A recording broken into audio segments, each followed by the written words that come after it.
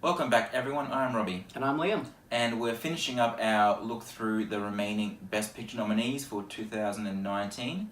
We're up to Green Book, from the director of Dumb and Dumber. That seems so weird to say. It does.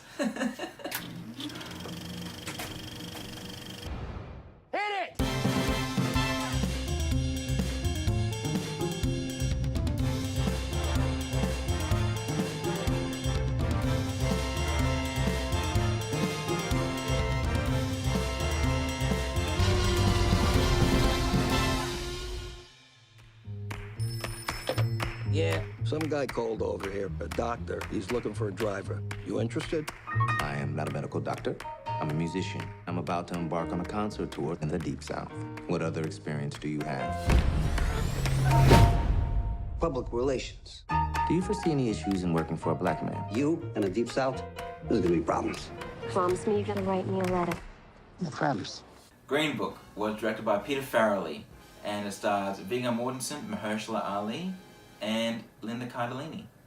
Yeah, and it tells the story of Mahershala Ali's character. It's a real life True story, yeah. true story. Written by the son of Viggo's character. Yeah, and it's about a doctor who's been going around doing his music tour, and he's driven by Viggo Mortensen's character, who not only drives him but also handles public relations.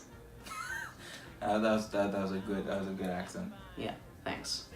What did you think? I loved this film. Absolutely loved it. I know you didn't. I loved it. Hey, don't say that. Ask me if I loved it. Did you love it? No. Yeah, I know you know. I know. I could just see in your face when I said that. I went in with fairly fine expectations, but I really got into this film. I absolutely loved it. A couple of little things I think could have been tweaked and it could have really bumped up a star rating, but as it is though, I absolutely love this film. This is my Best Picture nomination pick for the winner of 2019. Okay. I'm not a huge fan of it. I didn't think this film was bad at all. I thought it was just totally kind of average. There was nothing in it that stood out to me. I thought that the performances were fine, except Mahershala Ali. He was great.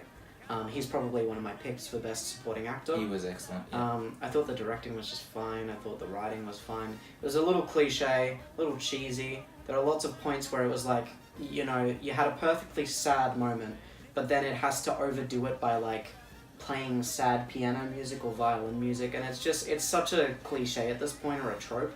And I don't like it when that's done, because you could just show the thing.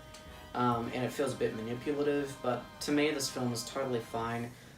Definitely not my pick, but at the same time I don't really care if it wins. So, yeah. I agree with, I think the directing I thought was very competent. I don't know if I would have given it, I definitely wouldn't give it a Best Director nomination, winner. I'm kind of on the fence about getting a nomination for Best Director, but I 100% agree that Mahershala Ali deserves to win alongside Sam Rockwell. Either one. Yeah, of them. those are my choices. Either one of them. Or Sam Elliott, but him less so. Sam Rockwell and Mahershala Ali. They're the two that I am very undecided as to who I would give it to. But the standout for me was easily Viggo Mortensen. I thought he was brilliant in this movie.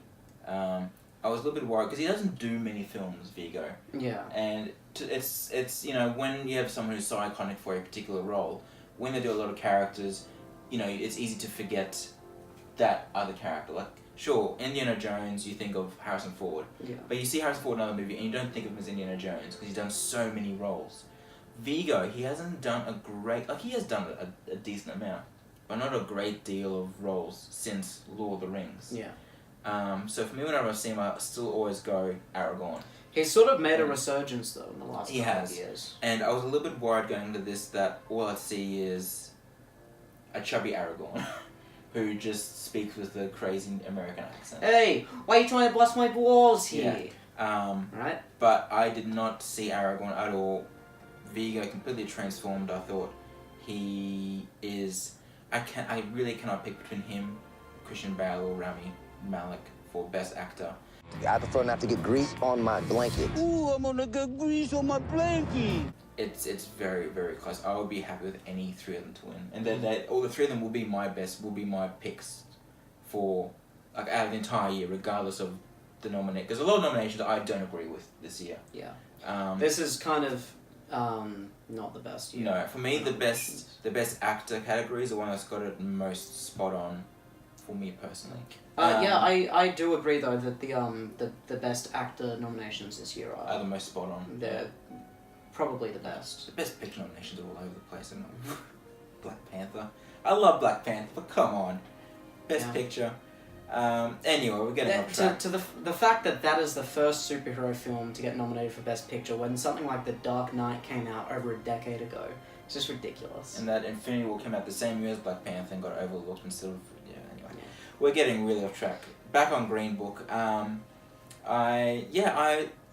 It is cliched. I can't disagree with that. It is very generic. It is very stock standard. At the same time, it really worked for me. The emotional bits really hit. The funny bits really hit. I loved the budding friendship between Mahershala Ali and Vigo Morrison. I thought that was... They had great chemistry. Oh, superb chemistry. Great chemistry. Sometimes they don't even really say much some of the scenes.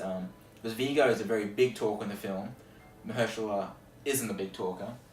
Very conservative. And just their back and forth is very well done. Just little things like just the look that Mahershala gives to Vigo and he just throws trash out the window.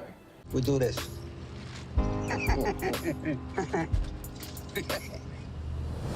Pick it up, Tony. Squirrels would eat it anyway. Pick it up. And it's those little moments that help make the film really what it was for me. It was, yes, there is racism that plays into it, but for me, it wasn't a film about racism. For me, it was a film about friendship, and it hit on that note. That's a really good way to look at it, actually. Yeah.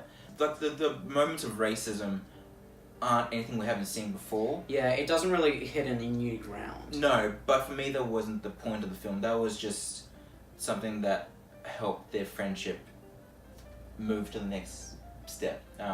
Because Vigo is a pretty racist guy at the beginning of the film. But why you break my balls? Because you can do better, Mr. Balalonga. And it's seeing him develop and grow as a person over the film, watching Mahershala Ali be subjected to the racism. I think that's what made the film work so well for me. There was a fantastic scene in the restaurant, which is one of my favorite scenes in the film. And I got a lot of favorite scenes in this movie, actually. This is just a film that didn't really resonate with me, and like I said, it was just a bit too cheesy and cliche for me. Final thoughts? 4.5 stars. Falling in love with you Was the easiest thing I have ever done. P.S. Kiss the kids. That's like clanging a cowbell at the end of Shostakovich's 7. That's good. It's perfect, Tony. For me, it's just a 2.5, and I'd like to stress once again that 2.5 for me is just not bad at all. It's just not good or anything special to me. And this film, I get why people like it a lot, I really do, but it just didn't resonate with me. Fair enough. Come on, get out now. You never win with violence. You only win when you maintain your dignity. You don't know your own people. You, Mr. Big Shot, doing concerts for rich people. So if I'm not black enough, and if I'm not white enough, then tell me, Tony, what am I? Anyone can sound like Beethoven. But your music, what you do, only you can do that.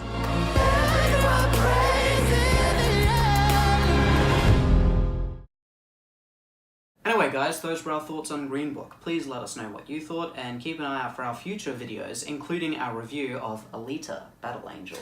Now that's a 2020 Best Picture nomination right there, I can already tell. That does not look good. It really doesn't. I love James Cameron, but it does not look good.